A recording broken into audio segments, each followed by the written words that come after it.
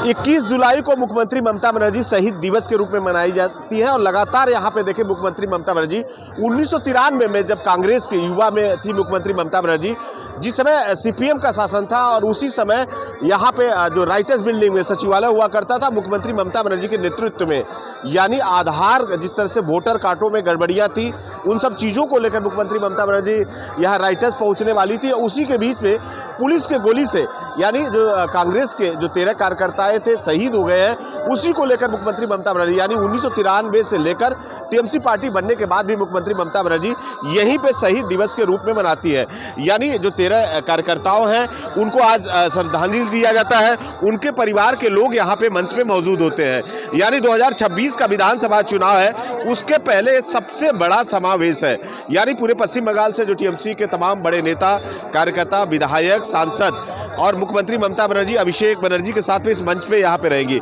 यानी सभी की ये निगाह है कि आज का दिन बेहद पश्चिम बंगाल के लिए खास है, क्योंकि देखिए ममता बनर्जी 16 जुलाई को जिस तरह से यहाँ पे पदयात्रा की, बंगाली भाषियों को जिस तरह से उन्हें बंगला बोलने पर दूसरे राज्यों पे वहाँ पे उनके ऊपर में हमला किया जा रहा है, ये मुद्दा है। और बंगाल के लोग ये जानना चाहते हैं कि मुख्यमंत्री ममता बनर्जी यहाँ से आज पश्चिम बंगाल को क्या संदेश देंगे। हमारे साथ में आसनसोल के डिप्टी मेयर हैं, हम इन्हीं से जानते हैं। आप आसनसोल से आए हैं, दीदी मंच पे आज बड़ा एक तरह से देखिए 16 तारीख को तो हम लोगों ने देखा कि जो बंगाली भाषी है यदि बंगला बोलते हैं अदर राज्यों में बीजेपी जहां पे है उनके ऊपर में हमले किए जा रहे हैं, अत्याचार किए। दीदी आज 2026 के विधानसभा चुनाव के पहले क्या संदेश देंगी?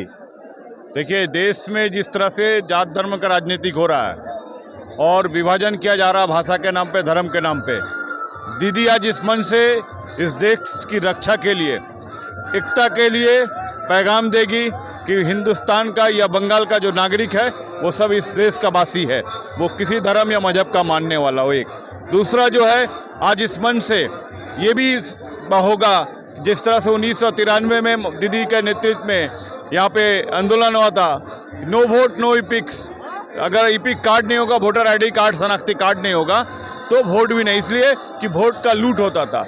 आज अब फिर देख रहे हैं कि election commission, central election commission voter card को लेके विभिन्न राज्यों में नई नई प्रक्रिया कर रही है।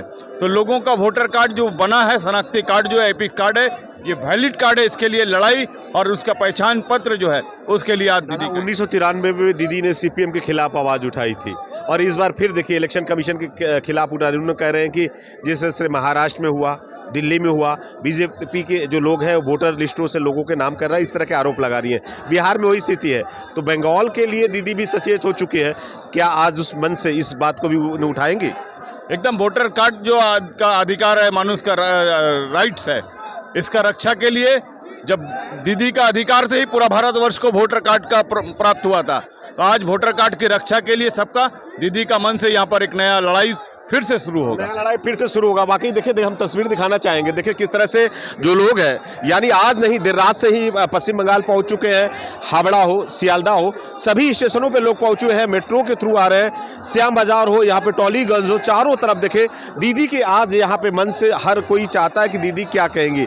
यानी जिस तरह से देखे कि 2026 में पश्चिम बंगाल में विधानसभा चुनाव होना है और 1993 में दीदी ने जिस तरह से वोटर कार्ड का मुद्दा सीपीएम के खिलाफ उठाया था, एक बार फिर से इलेक्शन कमीशन के ऊपर में वोटर पे धांधलियां यानी वोटरों के जो नाम काटे जा रहे हैं उस मुद्दे को देखिए किस तरह से यहाँ पे लाखों की संख्या में टीएमसी के जो कार्यकर्ता है बाकायदा पहुंच रहे हैं। सभी लोगों में देखिए किस तरह से उत्साह है, जोश है और हर कोई यहाँ पे कह सकते हैं कि एक तरह से टीएमसी पार्टी के जो तमाम लोग हैं दीदी के यहाँ इस मंच पे दीदी क्या संदेश देती है, क्या कहते हैं। और बाकायदा देखिए कि हर तरह से पूरी तरह से कलरफुल तस्वीरें हैं। यानी देखिए कोई टोपी में लगा के टीएमसी पार्टी का आया है, कोई यहाँ पे सिंबल बना के आया है, कोई साइकिल से आया है। तो कह सकते हैं कि आज का दिन यहाँ पे लोग दीदी के मंच पे भाषण सुनने के लिए पहुंचे हुए हैं। चारों तरफ का देखिए ये नज़ारा है, वाकई देखिए यही मंच पूरी तरह से सज के तैयार हुआ है और इस मंच पे मुख्यमंत्री ममता बनर्जी खुद ही मौजूद रहेंगी,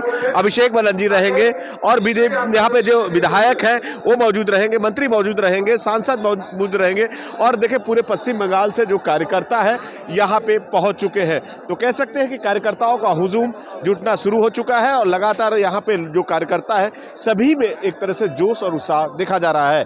कैमरामैन पंकज साथ मनोज पांडे, न्यूज़ 24 कोलकाता।